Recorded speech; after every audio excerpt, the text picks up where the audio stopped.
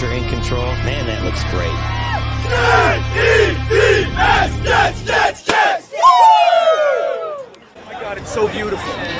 78 degrees, Jets football, and we're winning. That's what's going on today. That's why everybody's so psyched. This isn't no happenstance. This is a guarantee, just like Joe Namath said. See that? There are few things in life you cannot put a price on.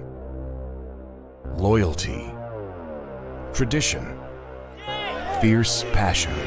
Today is a gigantic family reunion because finally, they're back.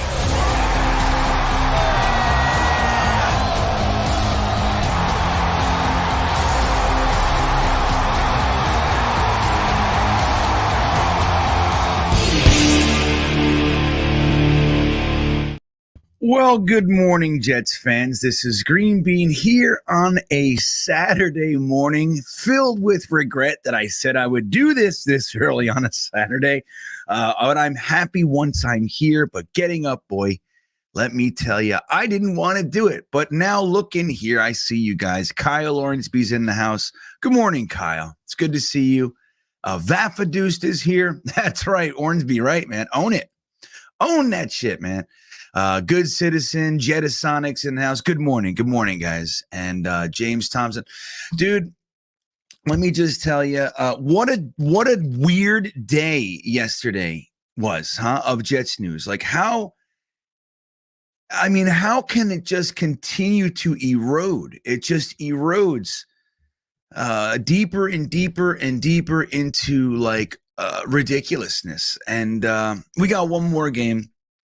In the GreenBean Beanbagger Discord, I see a lot of people saying that they're considering not watching the game because who the hell wants to watch Flacco? Who wants to watch? Let me change these lights. This is bothering me. Who wants to watch Flacco? We got all these guys injured. Blah blah blah blah. And I can appreciate that. I really can. I mean, it's like, why waste another Sunday with this? I mean, it's terrible. But then there's the other side. And it's like, look, we like to watch football. Our favorite team is the Jets. And this is the last game we get all year. Remember how much we wait and we plan and we hope and all the things that we do. And we get so excited and we fly in from all over the country to opening day and we tailgate and we do all the stuff. And it's over. This is it. Tomorrow it's over, you know. So I'll be watching it. I'll be having the live stream with Jeremy from Jets Chaos and myself on the Jetnation live reaction and watch stream. Live reaction, I don't know, boy. I'll tell you, it's gonna be interesting to see us react to this one. But guys, Joe Flacco, not Strevler. I honestly believe, like with this many guys out. It's just like, why? Why are you putting the old statuesque man with no offensive line to speak of? I don't know, man. I don't know what it is. But this is 2 years in a row that the last game of the season, the offensive line is completely decimated. I don't know what they're doing. Different cast of characters, too, except for Fant, right? Well, Fant and AVT, but AVT was out for most of the year. It's going to be interesting, man. Look, 1:00 against the Miami Dolphins. Now, you know what makes it even more interesting is that the Dolphins are so beat up that people are actually picking the Jets to win. The Jets are favorites for the first time this year. Can you believe this? The Dolphins are home dogs. How? I don't know. I think it's the fact that they're starting Skylar Thompson again. And the Jets beat them 40-17 or whatever it was last time we played them with Skylar Thompson. Maybe that's what it is. But the Jets have been underdogs for every single game this year, I think. Maybe, what was it, the Bears? Maybe. We finally get to be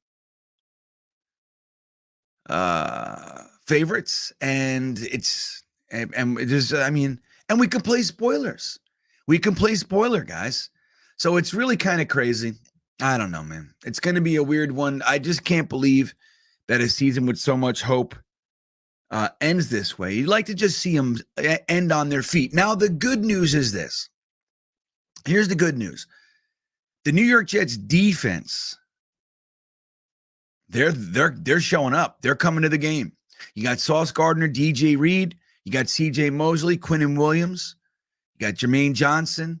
They're all here. Michael Clemens. Dude, they made it. I mean, Quinnen had the one game, right?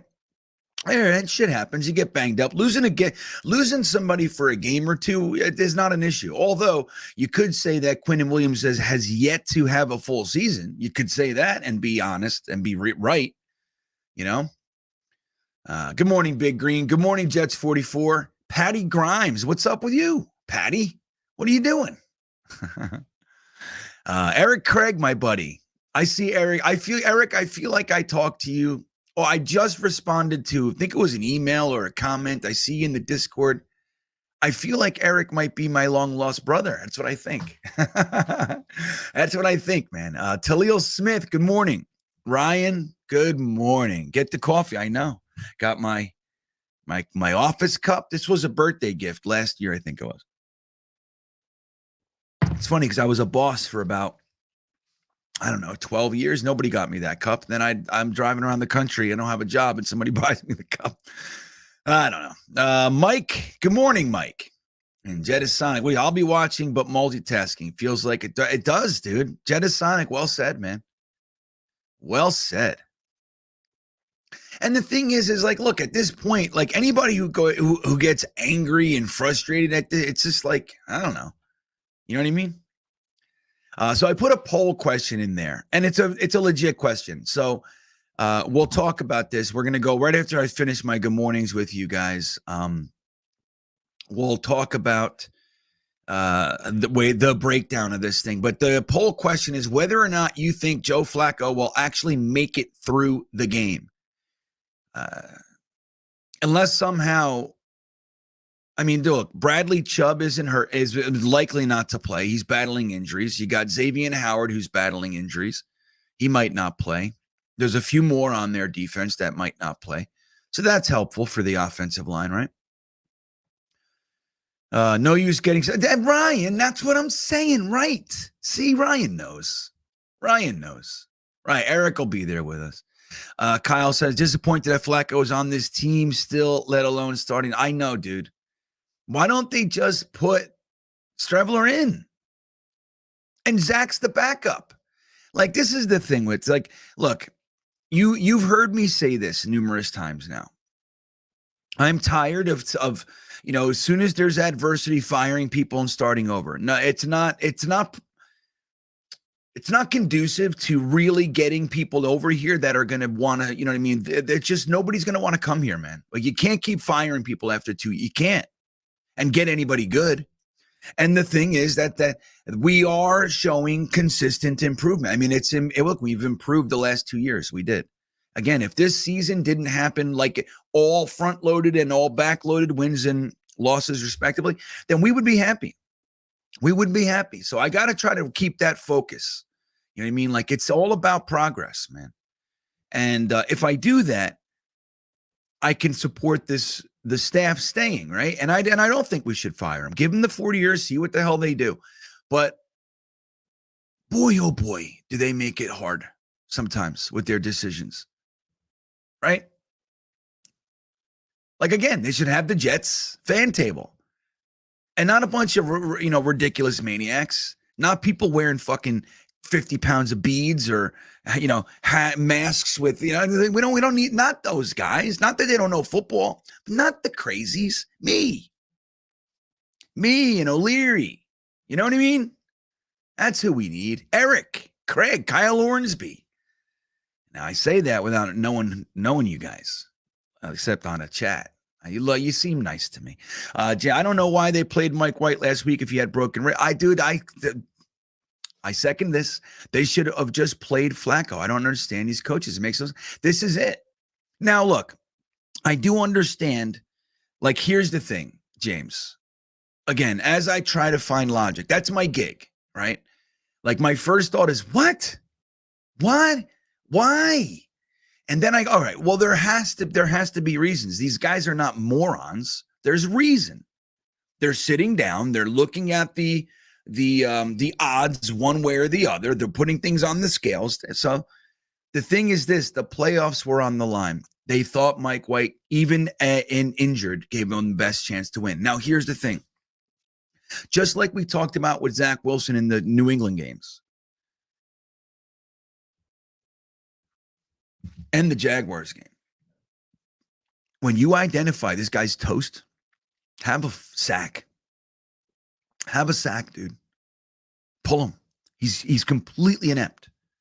Whether that's his ribs, but the thing is, they're hoping he'll settle down. I mean, I do. The thing is, I get it. I do. Now, would I have chosen the same route? No, I know I wouldn't, because I was screaming about it the whole fucking day. But again, I don't have all the information. You know, the thing is, like, we don't know, right? Like, we look at guys and we go, this should be happening. We don't know what's happening in the locker room. Like, just as an example, Zach could be literally crying in his locker going, I don't want to be here. You know, like the guy from Shawshank. And I'm not supposed to be. He could be doing that. We don't know. And then the guys are protecting him. You know, is that likely? No, but I'm just using it as an extreme example. Here he is. John. See, I was waiting. Honest to shit. I was thinking to myself when I was sitting down, setting up the stream. I thought to myself, John, and it's you. I thought to myself, who's the first guy that's going to come up and say, dude, Flacco's going to light it up? True fan, dude. You're the true fan of the day, John. I wish I had some bells and whistles. True fan of the day. I should do that. What's up, Jagaloon? There he is, Mark Riz. I got to meet Mark. Great dude, man. What a great dude. You're taller than I thought you were, though. You know, like sometimes we see each other like like on the Zoom when we watch games and shit together in the beanbaggers. I don't know. You guys look different when I get to you. Like, he's like 6'3", right? Aren't you? You're big. Ron, I'd rather start Streveler. Now, but the thing is, dude, like literally, Ron, they could be thinking they don't even want Streveler on the team next year. Maybe they just don't like him. You know, who knows, right? We don't know what he's doing. Maybe they've identified the guy can't throw a real pass anymore. He just can't. He's good for, you know, running them, you know, on read options kind of a thing. But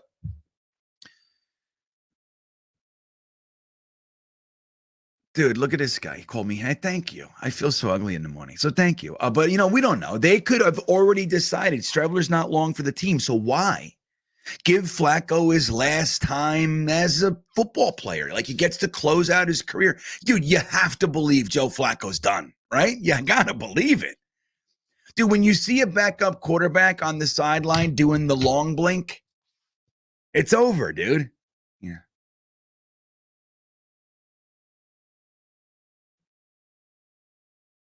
You know, the long blink, man.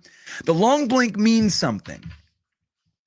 And being someone who has been, my job was to observe behaviors for many years, okay? The long blink, well, it's one of two things: utter exhaustion or complete disinterest. That's what it is. There's no other reason. It's a 3-hour game, dude. Stand up. Help. You know what I mean? Work. You got a 3-hour job. Fucking stand up and do it. You're long blinking on the sideline. You're not involved. What? Oh, yeah. What that's what happens when you engage someone who's long blinking. You go, "Hey, Joe." He goes, "Well, huh? Oh, yeah, totally. I'm ready." That's what happens. Were we favored last week, Stud City? Tell me. Really? Against who? Who'd we play last? Seattle? No, we were not favored against the Seahawks. Nope. All right, so here we go. Let's talk about this today. So, look at this. So not only is, you know, Zach Wilson benched and Mike White injured, so now we're on quarterback 3, who used to be our quarterback 2, which we started the season, he was our quarterback 1. So I don't know. You could say anything you want about Joe Flacco.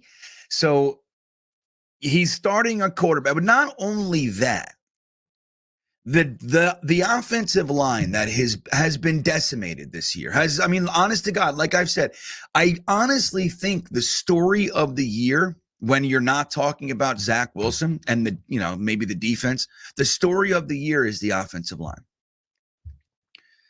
It's my opinion that the New York Jets staff did an amazing job with the offensive line and everything that happened. Dude, you do not have the roster space, nor do you have the cap space to designate enough guys, legitimate players for the one position, or let's just say the tackles, to weather 6 injuries or 5. I think one guy, like whatever. It's 5 actual players, 6 flips. Right? We started with Fant and Becton. We decided early Fant's going to be left and Becton's going to be right. We're all happy. Becton looks good in practice. Comes in, he's slender. Everybody's like, whoa, look at this guy. Couple weeks in, he gets hurt. Holy shit, we signed Dwayne Brown. He comes in, first practice, gets hurt. Never been hurt before in his whole career. Now he's out. Right? We lost Chumi Edoga in the purge. Jets fans didn't love him anyway. I liked him. I liked him well enough as a backup. I thought he was good. He was here for a long time. I think just keep guys like that. But it is what it is.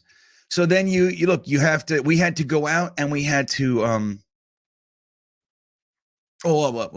so George Fant, he plays the first 3 games, but he looks like shit and he's hobbled and he has to be benched. So we have Max Mitchell, a 4th-round rookie who they had no intention to start. He was 4th string. He was the 4th guy. They take AVT. And instead of having Connor McDermott over there who filled in, they bring AVT, our starting guard, to the left tackle position, and they use Max Mitchell. So now you got AVT and Max Mitchell. Max Mitchell gets hurt. Connor McDermott has to come in. Rather than keep Connor McDermott over there, it just so happens Dwayne Brown's ready to come back, so they move AVT over to the right tackle. We talked about it. I thought it was a bit much. I said, we're fucking pushing it with this guy. You just can't do it. You can't expect it. Now, he didn't even get hurt in the game. He got hurt in the weight room. But it doesn't matter. The way I saw it was they were pushing it. They were pushing it. Now, the reasons aside, that was exactly what I was afraid of, and it happened. Same day as Breece Hall. Terrible, terrible, terrible day.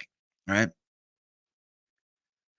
But then you have guys that Joe Douglas had to go to practice squads. He went to the Texans practice squad and plucked Cedric Abuye, who was a former 1st-round pick, but was embattled and well-traveled. He was just kind of a flop. He was a bust.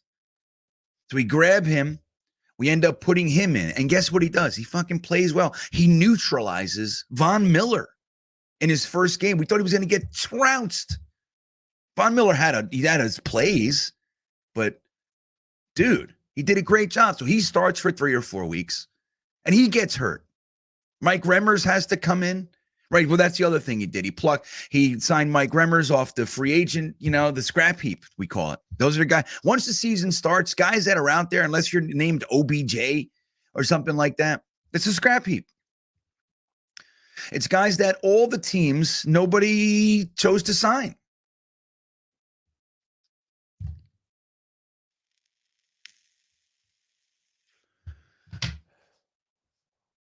Then we get the blood clots from Max Mitchell, right? Don't forget, you got the Herbig injury, right? We had Dan Feeney in. So then Herbig comes back in. He's shaky. He's playing hobbled, but Dan Feeney sucks. He's better at center. He's backing up McGovern. But he's an emergency guard. So he plays. We don't really want him at guard. So we sign LDT. LDT plays last week for Herbig or 2 weeks ago, whatever it was. Like, do you see it? You can't have that many guys to weather that on the roster. You can't do it. And the way they've done it, dude, we still don't have as bad of a line as the Mike McCagnon offensive lines. It's still not there. It never was all season. We can complain about the offensive line all day. It's still not the 2021 opening day. Remember that offensive line? Like their first day under John Benton, they were lost. It took them 6 weeks to get this offensive line scheme going. So for me, that's the story of the year, dude. And now it's like, just like Stud City is saying, and I think that's it. It's right there. It's like these guys are hobbled. Mike White's not playing. It's like just, there's nothing to, dude, if anybody's injured, they're not playing. It's just that simple. You know what I mean? They're just not doing it. There's no reason to risk further injury. There's a guy saying, Coach, I can do it. Just sit down. Just sit down. Why are you going to ruin your ankle? Why are you going to ruin your shoulder? Dwayne Brown's going to have surgery. Nate Herbig's going to have surgery. We don't know what these guys, So you got to look at it. But the simple truth is, guys, is that Joe Flacco is going to get behind a line that has never played together before. Never. You're going to have, I don't know who's going to be at the left side. It's going to be Abuye or Remmers on the left side. You're going to have Remmers or Abuye, respectively, on the right side. You're going to have Dr. Blocker at the guard. And you're going to have Laken Tomlinson, who sucks with guys who suck next to him. He can't be the guy. He can't be the rock.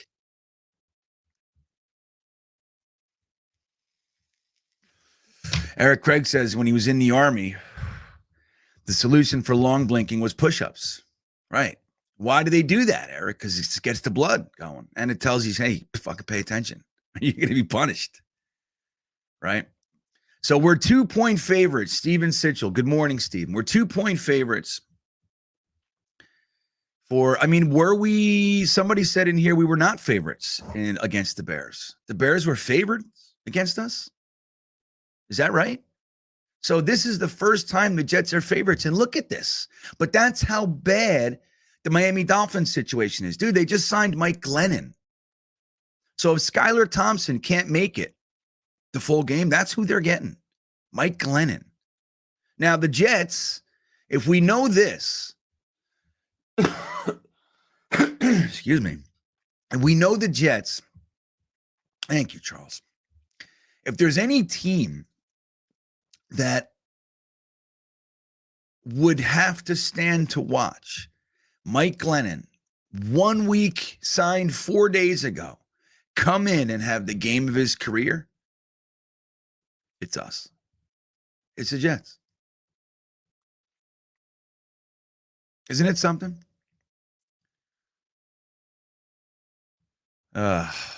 It's really something. I said, wait, which one are you talking about, Superfan? He says they were favored once. Look, point is, we can, I don't know exactly. You guys know betting's not my world. I don't pay attention to the spreads other than to just, identify disrespect.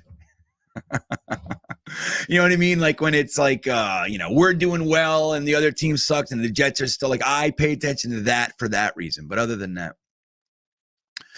Films, what happened to Greg Sinnat? I asked the same thing a couple weeks ago. Like, where's Greg Sinnat? Let's take a look at something. Right.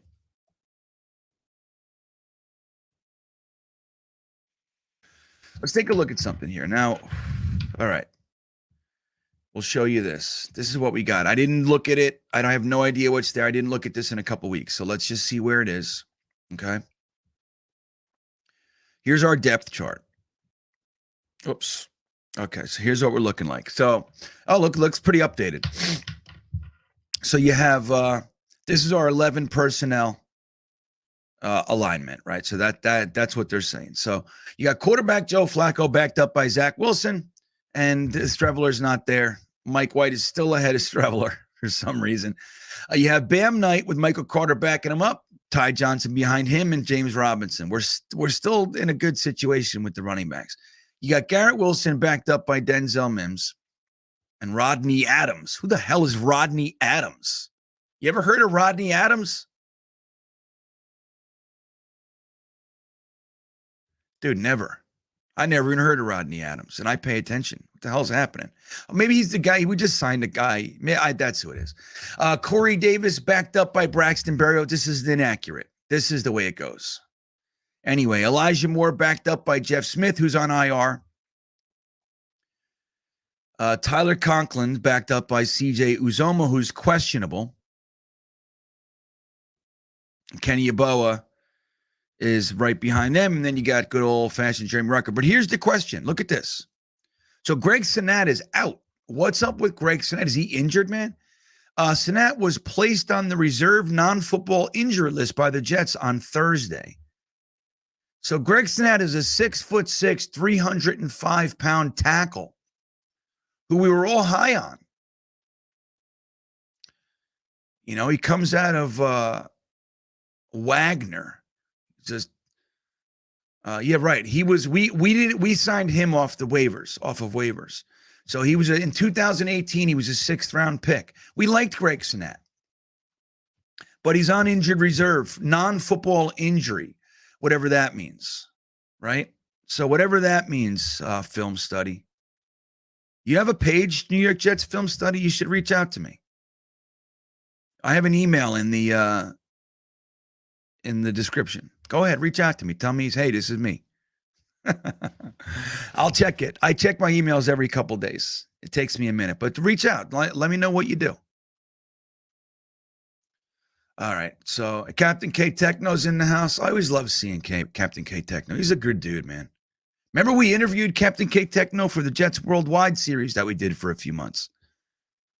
What was I serious? But I don't know. Let's see. All right, let me catch up with you guys. Braden from New Zealand, what's up, buddy? It's good to see you. JD about to go into his 5th year as a Jet. Do you think he believes in curse? I tell you what. You know what though, Braden? Let's rewind to look at this question. The first year, Joe Douglas came in and he signed Perryman. He signed so he went around and he signed high risk or low risk, high reward guys. All right. He went and got Dotson, previous 1st round pick, Perryman, previous 1st round pick. We had Jamison Crowder. We had Robbie Anderson.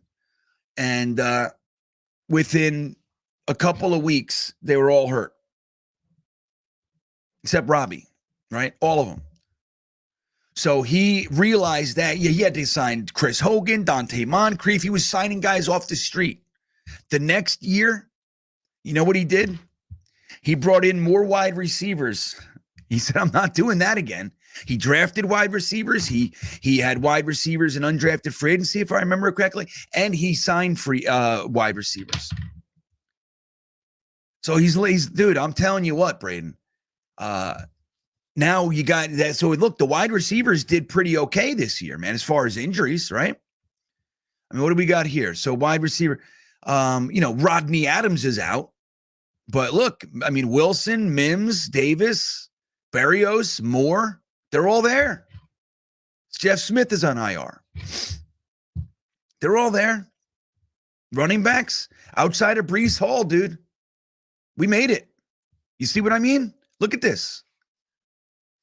Now, why Zonovan Knight is starting over Michael Carter, this is the thing. I don't know what the frig they're doing. Like, why in the world? Michael Carter is a damn good football player. It's like he had the fumble. Don't forget, man, that fumble against Buffalo. Like, when we look at these games, the Jets were really close in these losses. It's only the last 2 weeks that we've kind of collapsed, right? Really. Yes, we had losses, but I was proud of this team. They were losing the way that a good team loses. You know what I mean? A team on the ascend. And it's what we wanted. It's what we talked about all offseason. If we're going to lose games, you want to lose by at the last second, by one score, heartbreakers. That's what you want. Even though it sucks to lose that way, it's what you want. That's the mark of a team on the ascend. They beat teams more than we're used to. And then the games that we're losing to really good teams, it's right at the end. Look at the Vikings. Look at the Bills game. Look at even the Lions, who were surging, right? We had that game. We had it. Our defense held them in check all game. One blown play. So when you look at all this stuff, Michael Carter, he had that fumble, and it's like the Jets are punishing him. He got one rush last week. One. Michael Carter.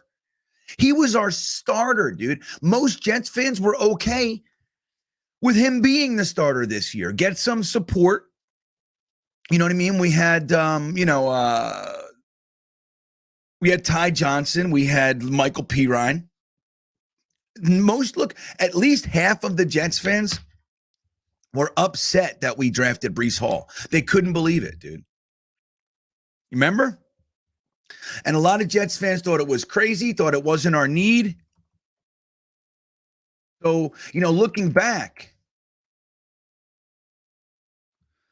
it's like Michael Carter's a good football player, man. Why you got to give the running backs, I've said it 1,000 times, running back is a position that you need to let get into a rhythm. This idea of rushing the ball 12 times between 3 guys is complete and utter nonsense, right? All right, I'm going to show you real quick, just so we're clear on this is the day. We can all look back and we remember things oddly. Okay? We remember things weird. I remember things correctly. Unless I'm wrong. But this is what happened here? Sorry, I did the same damn thing. So this is us reacting to the Breece Hall pick. Now, when it happened, the Jets had just traded up. A lot of us wanted a linebacker. Nakobe Dean was still sitting there. We wanted a linebacker. And I mean, we talked about it. We thought there was a sneaking suspicion the Jets could go for the best back in the draft class. We thought it. We thought it could happen. But nobody really thought it was going to happen. And when the Jets traded up, I said, there's no way not only are they using a second round pick on a running back, they're not going to trade up to take a running back.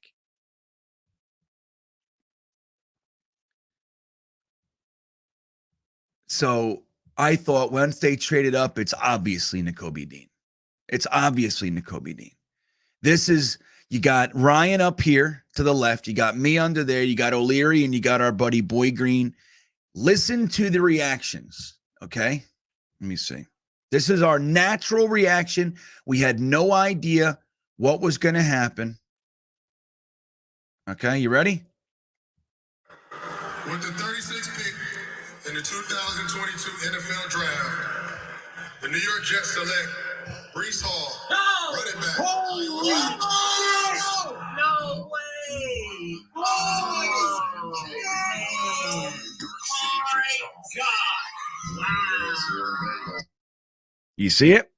What are you hearing in there? No! Holy shit! No way! Right? Now, again, natural reactions, it's tough for us over here because you guys get to see our instant reaction, which isn't always how we feel. It's just instant. You know what I mean? It's like when somebody scares you. You ever been scared? You're a big, tough, 6'3" dude. You're walking. Somebody goes, boo. You go, ah! Doesn't mean that's how you would really react in a situation. Just that's what happens. Ah! That's why those scare cams. What are they called, right? Scream cams, scare cam. That was a trend for a while. I told my whole family back then. I told my wife. I said, listen, I'm just going to tell you right now. If you think I'm going to be funny with the scare, I'm just telling you. I know how I am. Just you can do it to each other. They were all doing it. I said, listen, just going to tell you. If you do it to me, I'm going to end up breaking your camera, breaking your phone. I don't react well to that. I'm instantaneously violent in the face of fear. It's just the way I warned everybody. Nobody did it, thankfully. But that's why it was, you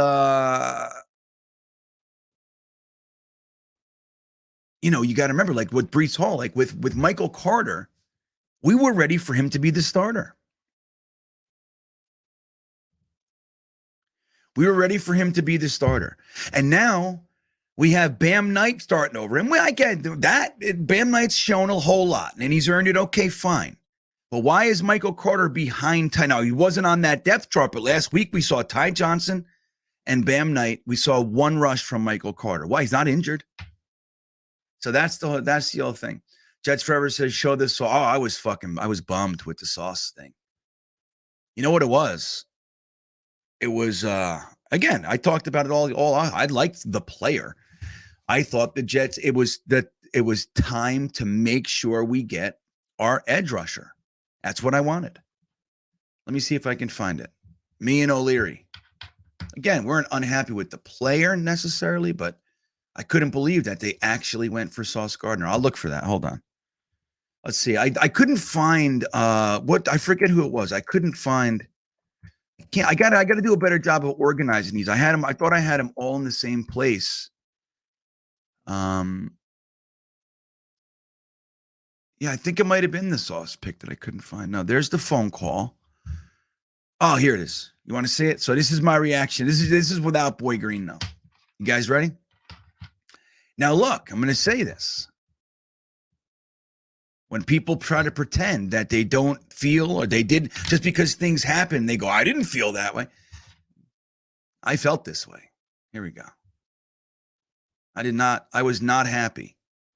I was blown away. I couldn't believe that once again, the New York Jets found an excuse not to take an edge rusher with their first pick. Here we go. Ryan's excited. In the 2022 NFL Draft, the New York Jets select Sauce Gardner. Oh. That's what I'm talking about. Oh. Wow. I can't believe it. I am shocked. Gave me a damn heart attack. I'm shocked. Wow. I really am. Dude, I love it. See, so Ryan couldn't contain himself. Now, with the Breeze pick, Ryan was like, no, but that pick, he was like, yeah. I couldn't believe it. I could not believe it. Now, am I unhappy? Hell no. Hell no. It's a good example, guys, of like when I say all the time, like it doesn't matter. Like, like you guys know, I was a big Hamilton guy in the draft, right? And people still throw that at me. Oh, your boy Hamilton. He's not my boy, dude. He's who I wanted in the draft. Like if it was me, I would have had an edge in Hamilton, or I probably would have had, if it really boiled down to it, I would have taken one of Thibodeau, Karlaftis, or Jermaine Johnson. Jermaine Johnson was kind of my third in that group. But then I had Devin Lloyd. That's who I would have had. And then I would have had George Pickens in the second. That's what I would have had. I would have had George Pickens and maybe Breece Hall in the second. Or I might have had one of the safeties that I loved. And they're all doing well, all the guys I liked. So, I mean, different, right? I'm very, very happy with Sauce. But when you look back and I say things like, I wanted Kyle Hamilton in the draft. The second he's not taken and he's on the Ravens, I am no longer a fan of Kyle Hamilton. Conversely, when Sauce Gardner was picked, it took me 10 minutes. Believe me, during that, I started going back and looking at the tape, looking at the highlights and going, you know what? I got myself excited. And I was that's it. It took me 10 minutes and I was a Sauce Gardner fan. That's it. And I root for him. In the same way, like we're using it for the quarterbacks. Like people were like, they're on the Zach Wilson side or Mike White side. It's not me, man. That's not who I am as a fan. I root for the guy who's on the Jets, number one. I root for all of them. Now I have my preferences. Why is Jeff Smith starting over Denzel Mims? Those kinds of things. I just did it with Michael Carter. I have that, of course. But once the guy's on the field, that's the guy I want to succeed. I don't care. It's like, you know how I've been a supporter of Denzel Mims through the whole thing. You think when Corey Davis is running down the field, the ball goes up. I don't want Corey Davis to catch it, even if it keeps Mims on the sideline for 5 years. I don't care. Right? And that's a very, very good example. I couldn't believe it. I was blown away that they took Sauce Gardner. I was following my buddy Connor Hughes. He didn't think so. A lot of guys didn't think so. I thought there's just no way. There's no way the Jets are going to go cornerback. We have greater needs. But clearly not. They went out, and then they signed DJ Reed. Well, that's the thing. Once we signed DJ Reed, darling, there's no way we're going cornerback. Guys thought the same thing with the tight ends. You guys know how hard up I am for tight ends. I always want a tight end in the draft. Always. When we signed Conklin and Uzoma, and we had Yeboah, third round pick, Ruckert was the last person I was looking at. I couldn't believe it. And I like Ruckert a whole bunch. I couldn't believe it. I'm like, what? All right. Jetasonic says, can you explain why you're doing behind the giant cup of coffee in your Good Morning stream still shot? I can't figure it out. Doing behind still shot. What do you mean? Wait. Can you explain what you're holding? Giant cup of coffee in your Good Morning stream. Still shot. Oh, the still shot. Not like I'm still shot. You don't know what that is? Come on, Jetasonic. I'm not going to be able to find it. Let me see here. I'll show you right now. See if I can find this for you. That was, you guys know, I went, as you guys know, I lived in an RV for 2 years. I sold mostly what I owned, a couch and a bed, and so I kept some things. But I sold all my stuff, and I bought an RV, and we sold my house, and I went and lived in an RV. So our first Christmas in the RV, we made a Christmas card. And what's the obvious, like, just think about it. RV Christmas. What's the line? Dude, does anybody know? I'm going to scroll down to the bottom. Who knows? Christmas RV, what's the line? What's the line you're going to run to be humorous? RV Christmas, what's the line? Where is it? I'm going to see who gets it. What's up, Chris Colfer? Jets gang. Good morning, guys. Tom Coleman. Harry, what's up, buddy? Who knows the line? Come on. And then I'll show you guys. You guys got to know the line. There it is. I'll put it up there. That's the line. Okay. So our first Christmas card, trying to look for it. Our first Christmas card, we embraced that. And oh, wait, hold on. Here it is. Wait, I think I know. I might not have it. I have all kinds of external hard drives and stuff. So if it's not right here, I can't go searching for it. But that's a still of, I took a few pics. So we had one family shot. No, I don't have it, dude. I don't know even know where the hell I got that. It's in one of my hard drives. But we did a whole family shot of, I had the Cousin Eddie hat, and I wore a robe like Cousin Eddie, and I was holding the RV tube, and I think I was holding a Monster. And it said, "Shitter's full. Merry Christmas." Something like that. That's what it was. Thanks for asking. There it is. Yeah, right. I know, they're so funny, man. That's such a great. I just showed my kids Christmas Vacation on Christmas this year for the first time. They couldn't take it. It's such a funny movie, man. So, all right. So we were talking about the offensive line. Now, the offensive line, Kyle Hamilton's fantastic, dude. I mean, it is what it is. I mean, as far, again, I hope he sucks. He's good. He's a good football player. He's good. He's doing very well. All right. As is Linderbaum and you know what I mean? Like, look, the thing is with the draft guys is like, there are great players all over the place. When you take this guy over this guy, it doesn't mean you made a mistake. And both guys can be great. And what if one guy has slightly better stats? Oh, that's not, you can't get caught in that shit. It's what's best for this team right now. Who's going to respond best to this coach? Those types of things. That's like when Phil Savage, remember Flight 2021, when they interviewed Phil Savage, he said, this was when they first started with Robert Saleh. He said, you got to realize something. We had to have meetings with these coaches. Like we were building a team for an entirely different organization a year ago. So we now have to switch gears. We have to learn what's going on with this coaching staff. Now, interestingly, guys, just hearing that, number one, it's so good to hear because a lot of guys are like, oh, look at these guys in fucking 2020 draft class. Well, it was for a different team. You got to remember that, okay? Now, that's not an excuse, but it's there. Now, the injuries to guys like Cam Clark, freak. Becton freak stuff, dude.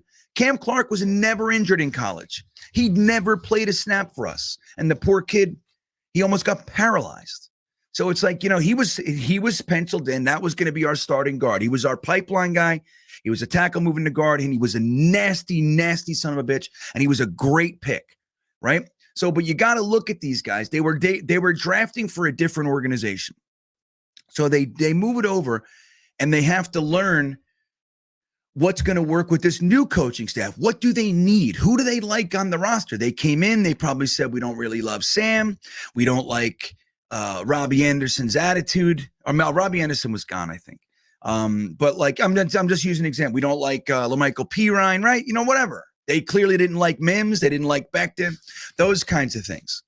So you have to start to figure out which guys are going to work for this coaching staff. But here's the really interesting wrinkle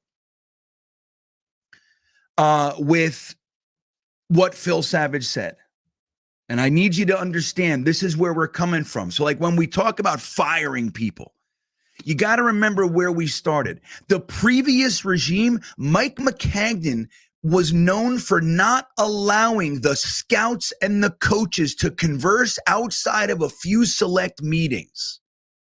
They like heard what they wanted, and that was it. This organization, there's a constant communication. They want to know, they want input, they want thoughts. They want to be on the same page. Maccagnan didn't do that. Maccagnan and Bowles, they were, after the first 2 years, he didn't even allow his scouts to talk to the coaches.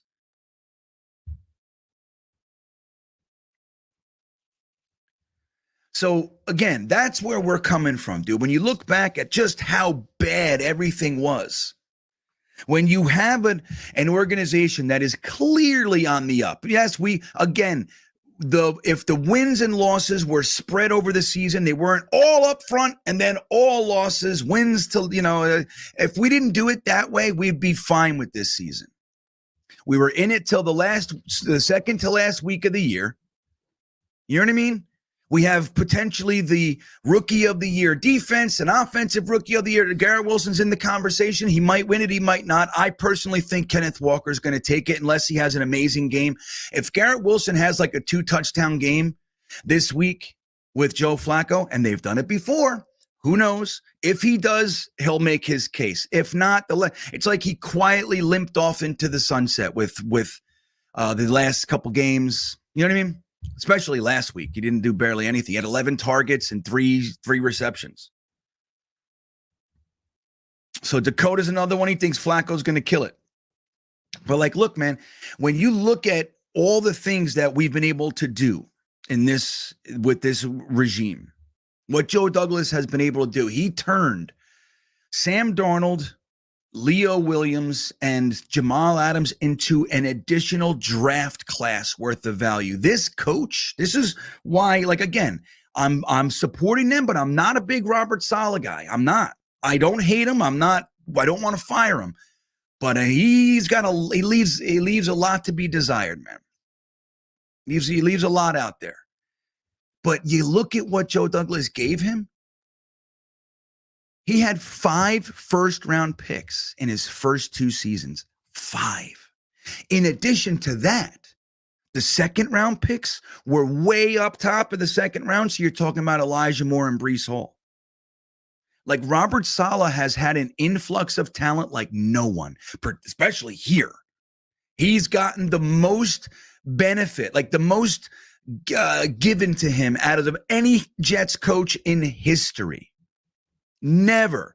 And if he can't make this work, this year, if he can't make it work, dude, then he is not a good head coach. You got to give him time to figure it out. You have to, in my opinion. You have to. It's my opinion. But boy, oh boy, no one was given more than Robert Saleh, dude. 5 first-round picks.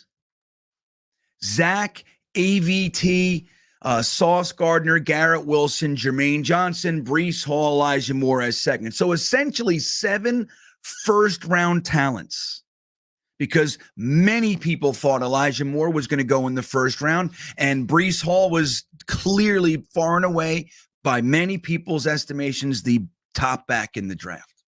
And he was showing it. If he didn't get injured, there's no talk of Kenneth Walker. I mean, he's great. Don't get me wrong. But I'm just saying, like, Breece Hall would have run away with the award, in my opinion. Kenny Pickett, that's a good point. I think Kenneth Walker's got it, though. Then again, no, you know what? You're right, Stud City. Quarterbacks, they always have that kind of leg up. And look at his turnaround. Look what they did with that team. There was talk week 6 of Tomlin getting fired and Pickett being a bust. That's what I'm saying. Like we jump so fast on top of things. It's just like, everybody calm down. All right. So I think this is a big one. There's no real disciplinary action around here, and I think that's something, man. Like, you don't want to definitely, you don't need the extreme. You don't need them out there, pulling a Joe Judge, making him fucking do push-ups, and you don't need that. That's ridiculous. That's why Joe Judge was out in 2 years. It was like, this guy's lost. He's trying to be Bill Belichick, and he's not. That's what happens with Bill Belichick's coaches. They always try to be Bill Belichick, and they're not Bill Belichick. But Joe Judge, remember all those reports coming out? It was like he's making him run laps. It's like stupid. But when Quincy Williams runs out and flattens a starting quarterback in a preseason game out of bounds, you pull him. You say, no. Your team must know your line. They have to. Now, look, the team responded very well to Robert Saleh. They did. Dude, again, up until, I would say, the Jaguars game when the bottom just fell out, up until that game, this team played hard 100% of the time. Now, our quarterback, and then subsequently our offensive line, and we had some drop. Like, there was a lot of offensive issues. But the defense and the effort, dude, it was there all year. And that's not to be overlooked. But again, like Jin Pak is saying, my good buddy Jin Pak, he doesn't really, you don't see any of that. Like, guys, they penalties. Now, if I remember correctly, I think JFM sat the rest of it was only like a series. I think it was in the second New England game. I don't know. Or the second, he did it he got the roughing the passer penalty or late hit or whatever on against the Bengals and against the Patriots. I'm not sure. I think he might have sat the rest of the half. But whatever. Hey, have a good day, Tom. Let's see. No shot. So everybody's saying no shot with Pickett. I think he's got a shot. I mean, again, I don't think he's likely, but there's an argument to be made. I think he'll be in the conversation. Twisted, what's up, buddy? GreenBean, speaking of injuries, MetLife getting new turf this year, but I don't believe this is the issue. The Giants play in the same turf and don't have these injuries. Well, I think they have, though. The Giants are the catalyst for this, not even the Jets. The Giants have had the injuries, maybe not this year, but over the past few years, they've had them too.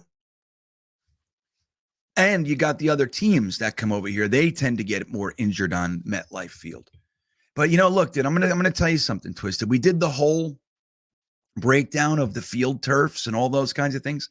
It just so happens, guys, it just so happens. It's not that the Jets and Giants and MetLife, they're listening to the players and they're doing a thing. It just so happens this is the lifespan of the previous field. It's time. This is the lifespan. They were going to get 15 years out of it or whatever it is, right? It was 2010. So 12 years. Yeah, this is it. It was like 12 to 15 years. Remember, we broke it down. And that's why they're switching, not because players get injured, in my opinion. It's all dollars and cents, boys and girls. Ryan Rivera, Robert Saleh is Pete Carroll, Kyle Shanahan. That's who he is. right? So Pete Carroll is kind of his defensive guru guy. That's who he grew up under. So Pete Carroll is known as the ultimate players coach. Ultimate. The difference between Pete Carroll, though, and Robert Saleh is Pete Carroll is up here at level 11 all game. Like, he's not stoic when shit's going bad, and he's not rah-rah running on the field, needs guys to pull him back by his belt loops when things are going well. Like, Robert Saleh is very inconsistent with that. Like, here, I'm a believer in this, okay?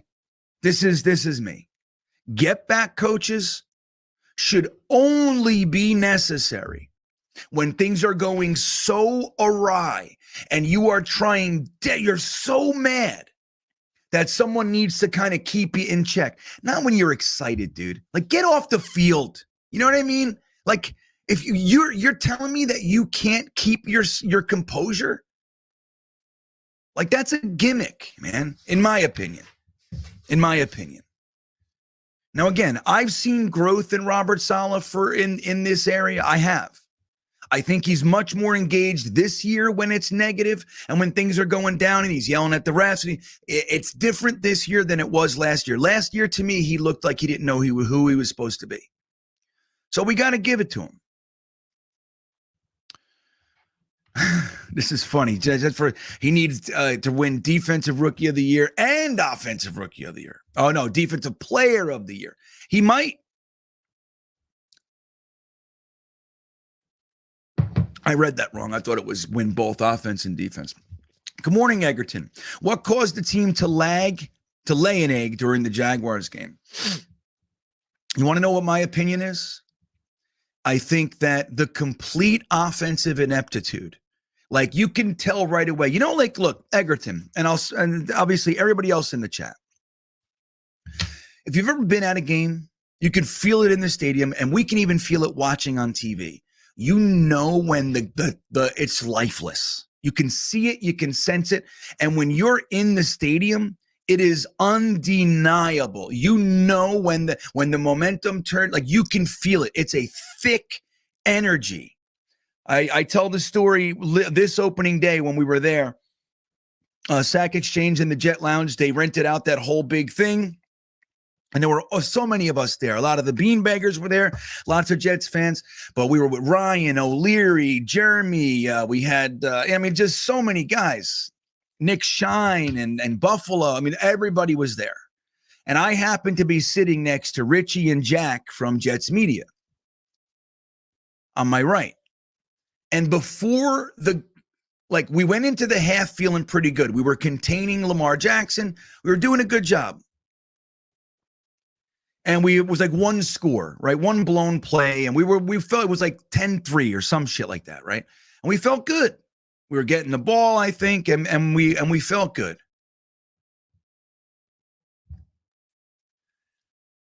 We were looking at the third quarter starting before the points even started. Like, before they started, like, running away with the game, Jack just looks over to me and goes, "Do you feel it, Bean? Can you feel it?" I said, "Yeah, I feel it." We knew it. You knew what's happening. You can feel it.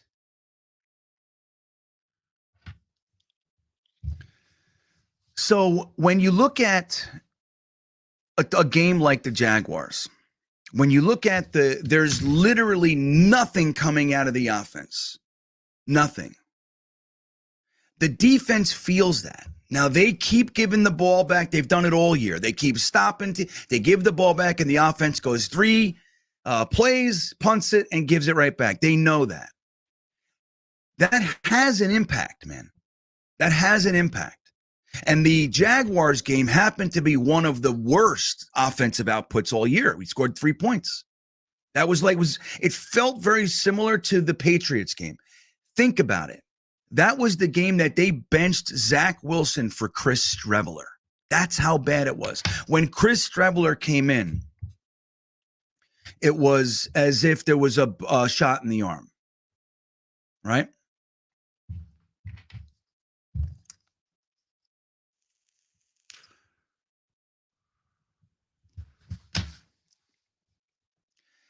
even Chris Strevler came in and had that. So when you look, and the defense still held them to 23, was it? I mean, that's the thing. So like that kind of stuff, it's my opinion that we can even feel it out here. The defense feels it too. And it's like they know if they play hard and they stop them in 3 plays, like it doesn't matter. It just doesn't matter. Now, I'm not trying to say that they'd rather just stay on the field, but, and why not just do a 95-yard drive and hold them down there to 3. I'm not saying it's necessarily to that degree, but it also is that little hit to the motivation is real. It's real, guys. The defense knows. Like, look at another good one was the Buffalo game. When Flacco came in, and like immediately the team just tanked. It was like sack, fumble, blah. It was like crazy. It went nuts. The whole entire day, all of a sudden the defense couldn't stop them anymore. Like there was that 5-minute, whatever it was, dip. The whole team was done. Then Mike White runs out of the tunnel and everybody played well again. The defense and everything. If it wasn't for that short little period, the Jets could have very easily won that game. It was a 1-score game. It was that little period, man. But so that's what I think it is. Now, I could be wrong, but I think that's what it is. Obolo, stop firing coaches as soon as they get here. I agree. See, like the thing is, it's just so funny. I look in the comments and I look at there he is. Right, dude? You see that? Can you see behind me? You see over there? You can't see it. I got all sorts of KISS stuff in here. But it's just a funny thing. Like, people are very black and white these days. It's like the Zach Mike White thing, right? They're either Zach or they're Mike White. You can't be a Zach supporter and root for Mike White. You can't be a Mike White guy. And if Zach does well, you're not allowed to be happy about it. Like, it's that kind of weird shit going on. Now, I get called a hater by a large faction of the fan base. I get called a hater. And on the other side, I get called a homer. All right. I get called an apologist. Okay. That's what I get called on both sides. But the truth is I can have an issue with something. I can, like, for example, I can not like everything about Saleh. I can literally be furious about something he does and still not want him fired. For some reason, that doesn't compute to people. All right. You're allowed to have issue and still not want to chop everybody's heads off. I'm not sure everybody's aware of that. You know what I mean? You don't have to blow it up when you're unhappy. You don't have to. You can learn from it.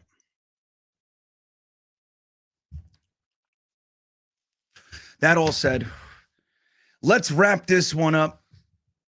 Yeah, it's funny. I wouldn't say I even have a collection anymore. I used to. I have a few things that I kept, but you got to keep some stuff around. Anyway, guys, Joe Flacco is going to start the game with Mike Remmers, Cedric Oboye, and probably Dr. Blocker at guard. That's our offensive line. It looks like Bam Knight is starting with Michael Carter behind him. Again, who knows if that has any bearing, but we haven't seen much from Michael Carter, at least as far as even like the play designs. They haven't done anything for him. I don't know why. But the good news, the silver lining, my friends, is that the defense, barring injury, by and large, they made it. I don't want to see anybody get hurt, man. I don't want to see it. As a matter of fact, I would like to just kind of see I'd like to sit Sauce. I'd like to sit some of these guys. I mean, there's no game next week, so whatever. But I'd hate to see somebody get injured and need a surgery or something like that. I'd hate it. I really would. But guys, the defense, I mean, it's one of the things, it's one of the places where you can hang your hat and say, there's improvement. When you're looking for things, there's an overtly negative air around the Jets right now. If you're looking for things to say, well, what is this? Why should I feel that despair that I'm feeling? Is it warranted? You can find things. They're all over the place. There's lots of positives, and that's one of them. Guys, have a great rest of your day. It's Saturday. It's the last Saturday before a New York Jets game until next year. We're going to get into draft talk and all that sort of stuff soon. I hope you guys have a great day, and I will see you next time. This is when the Colts had Peyton Manning waiting there because he didn't come out the year before because Parcells, our brilliant head coach, decided not to tell Archie Manning he couldn't guarantee that he would take his kid first. It's just the stupidest thing. You know, history could have been totally different for us, Jets fans. But it's not. And it sucks because Parcells is one of the greatest coaches we've ever had, if not the greatest. So how can you complain? You can't. I hate that prison cell. I hate it. I want to yell. I want to bitch about it. But I can't because Parcells was good. Traded back. Got James Farrier and Dedrick Ward out of that one. That's what I think.